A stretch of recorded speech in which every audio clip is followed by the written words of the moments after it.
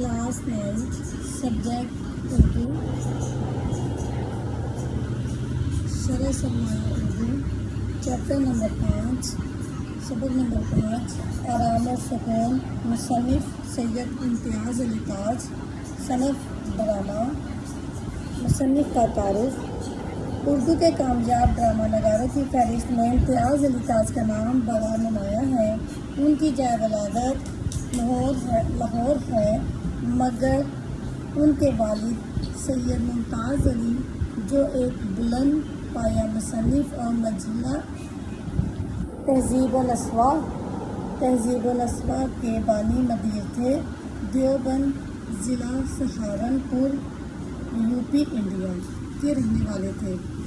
इम्तियाज़ अली ताज ने central model school और lower mall Lahore से मैट्रिक और गवर्नमेंट कॉलेज लाहौर से BA पास किया। इन्हें स्कूल के ज़माने ही से लिखने लिखाने के साथ दिलचस्पी थी। अभी तालीम भी मुकम्मल नहीं हुई थी कि उन्होंने एक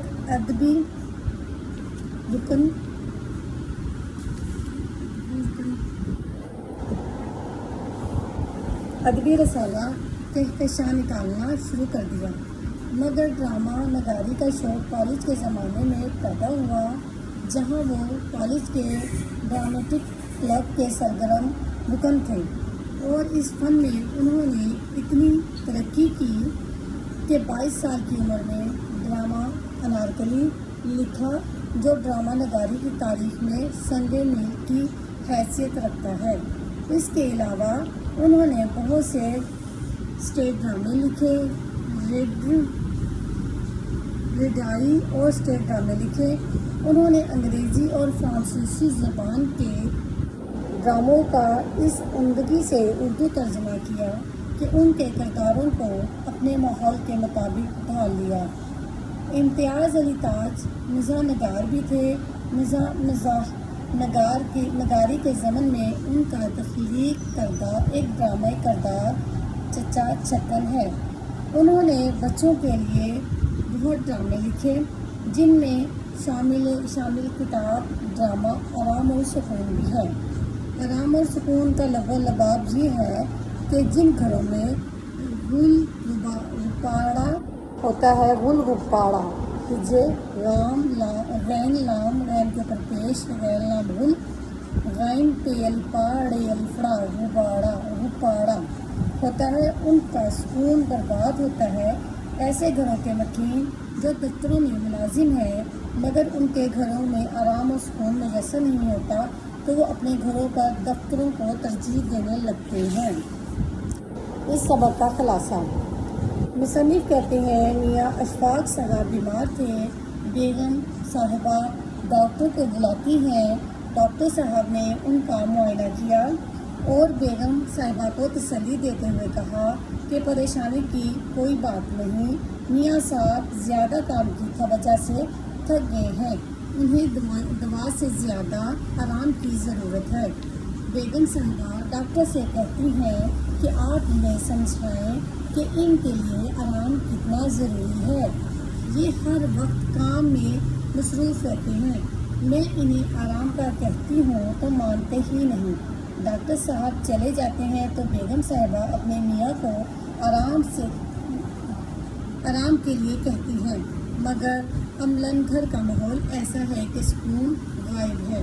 घर में बेसुकूनी की फ़ज़ा पैदा करने और शोर बर्पा करने में बेगम का भी बड़ा हिस्सा है। मियाँ हाय हाय कर रहे हैं कि मुझे सुकून की ज़रूरत है, मगर बेगम उन्हें बार बार बुलाकर आराम में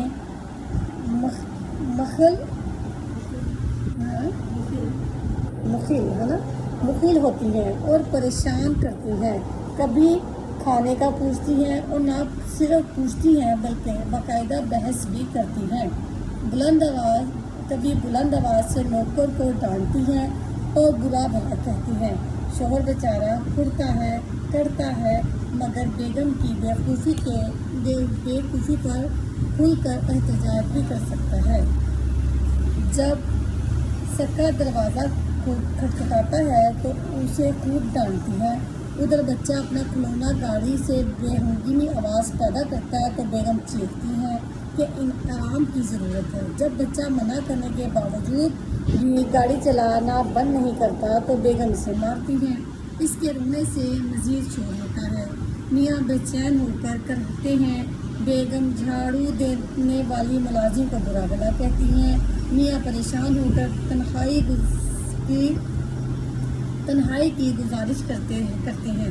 چند لمحوں بعد بیگم کی کسی سہیلی کا ٹیلی فون آ جاتا ہے، جبکہ بیگم کسی اور کمرے میں ہوتی ہیں، اس لیے مجبوراً شوہر ہی اٹھ کر ان فون کو سننا پڑتا ہے۔ بڑی مشکل سے بیگم کی سہیلی کو ٹالتے ہیں۔ بیگم آ کر ناراضگی کا اظہار کرتی ہیں کہ آپ نے ان کا نام کیوں نہیں پوچھا۔ اس وقت پڑوس سے گانے کی آواز آنے لگتی ہے۔ کوئی صاحبزادے ہارمونیم پر گانے کی مشق کرنے میں مصروف تھے۔ تھوڑی ہی دیر بعد دروازے پر ایک سوالیہ کا صدا لگاتا ہے۔ میاں بے حد پریشانی کے عالم میں ہے۔ یہی صحیح کسر نوکر لولو نے پوری کر دی۔ لام لام واؤ کام کے اوپر پیش ہے، لام لام واؤ لولو نے پوری کر دی۔ للو ہوگا میرا خیال ہے، للو نے پوری کر دی۔ وہ خاوند دستے میں ریٹھے کوٹنا شروع کر دیتا ہے۔ میاں تنگ آ کر ہائے توبہ کرتے ہیں۔ بیگم چیخ کر نوکر کو ڈانٹتی ہے۔ شوہر ہائے کرتے ہوئے اٹھ کر بیٹھ جاتے ہیں۔ بیگم سے ٹوپی اور شیروانی منگواتے ہیں۔ بیگم پوچھتی ہے کہ کیوں منگوا رہے ہیں تو شوہر بتاتے ہیں میں آرام و سکون کے لیے دفتر جا رہا ہوں۔